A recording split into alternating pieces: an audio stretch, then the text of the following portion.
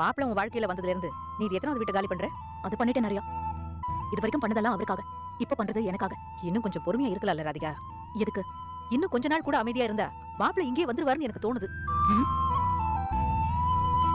ஏய், அவரால ரொம்ப நாளைக்கெல்லாம் அங்க இருக்க முடியாதுடி. யார சொல்ற? இவரையா? என்ன நடக்குதாங்க? பார்த்தா தெரியல. அவரோட அம்மா அவர் கூட்டி விடுறாங்க. இனியா ஸ்டேட்டஸ் வச்சிருக்கா, இங்க ஒருத்தி சாப்பிடாம பட்னி கிடக்க. அத பத்தி எல்லாம் அவருக்கு கவலையே இல்ல. அவர் பாட்டுக்கு சந்தோஷமா இருக்காரு. அது கூட இப்படி ஏண்டி இவர் இந்த அளவுக்கு எல்லாம் சிரிச்சு நான் பார்த்ததே இல்லையே. 3 மாசத்துக்கு முன்னாடி தான் இந்த அம்மா இவரை தலை முழுகுச்சு.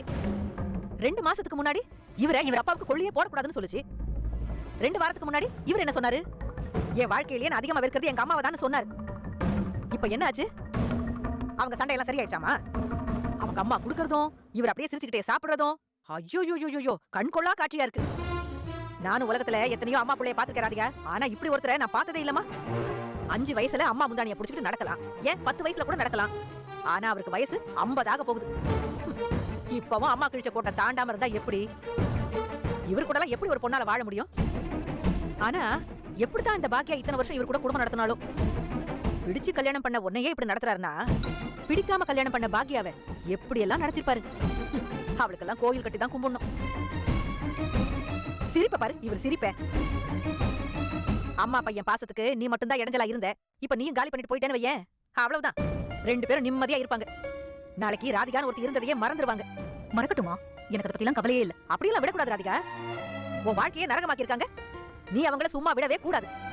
நீ தோத்து போயிடக்கூடாது. என்ன பண்ண சொல்ற? அப்படி கேளு. வீட்டையும் காலி பண்ண வேண்டியதில்ல, நீ இங்கே இருந்துடலாம். உன் மாமியாரு உன் புருஷனை கடத்தி வச்சிருக்காங்கன்னு போலீஸ்ல கம்ப்ளைண்ட் கொடுத்துடலாம். அப்புறம் அவரை கூட்டிட்டு வந்துடலாம்ல. உன் மாமியார நிம்மதி இல்லாம பண்ணி விட்டுடலாம். யாரோட நிம்மதியும் கெடுக்கணும்னு எனக்கு ஆசையே இல்ல. நான் நிம்மதியா இருக்கணும், என் பொண்ணு நிம்மதியா இருக்கணும், அவ்வளவுதான் என் மனசுல இருக்கு. நல்லா யோசிக்க ராதிகா.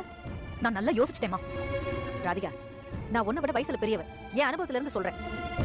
மா ப்ளீஸ்மா, நீ மையோட போய் இருப்போம், நான் பேக் பண்ணி முடிச்சுட்டு வரேன். போமா. தான் அம்மாவை போக சொல்லிட்டு பார்த்தீங்கன்னா ராதிகா வந்துட்டு என்ன பண்ணலான்னு யோசிச்சுட்டு இருக்காங்க. தன்னை இந்த நிலைமைக்கு ஆளாக்குன கோபியை வந்து எப்படி பழிவாங்கிறதுன்னு தெரியலையே. அவர் பழிவாங்கலாமா இல்லை வேணாவா? அவர் பாட்டுக்கு அவருக்கு இருக்கட்டும், நாம் போய் எங்கே நிம்மதியாக இருக்கலாமான்னு அப்படின்னு யோசிச்சுட்டு இருக்காங்க. அந்த டைமில் பார்த்தீங்கன்னா மயூ வராங்க. மயூ வந்துட்டு அம்மா அப்பா வருவார் அம்மா கூட அப்படின்னு கேட்க, அதுக்கு ராதிகா வந்துட்டு அப்பாவும் வரமாட்டார், ஒன்றும் வரமாட்டார், நாம் 2 பேர் மட்டும் தனியாக போயிட்டு எங்கன்னா சந்தோஷமாக இருக்கலாம். அப்பா நமக்கு இனிமேல் தேவையே இல்லை, அவரும் லைஃப்லேயே வேணாம் ஐயோ அப்படின்னு சொல்ல, சரிம்மா எனக்கு நீ மட்டும் இருந்தால் போதும், நான் சந்தோஷமாக இருப்போம்மா அப்படின்னு சொல்கிறாங்க. சரி நம்ம 2 பேர் மட்டும் வேறு எங்கன்னா போயிடலாம் அப்படின்னு சொல்லிட்டு 2 பேருமே வந்து வீட்டை காலி பண்ணிட்டு கிளம்புறாங்க. இதோட இன்றைக்கான எபிசோட் வந்து முடியுது. அடுத்து என்னென்னலாம் இன்ட்ரெஸ்டிங் நடக்க போகுதுன்றதை அடுத்தடுத்த வீடியோவில் அப்டேட் பண்ணுறேன். மேலும் இது போன்ற அப்டேட்ஸ் தெரிஞ்சுக்கொள்ள மறக்காமல் நம்ம சேனலை சப்ஸ்கிரைப் பண்ணிட்டுங்க. கூடவே பெல் பட்டன் அழுத்துங்க. அப்போ தான் நான் போடுற ஒவ்வொரு வீடியோ உங்களுக்கு நோட்டிஃபிகேஷன் வரும். தேங்க்யூ.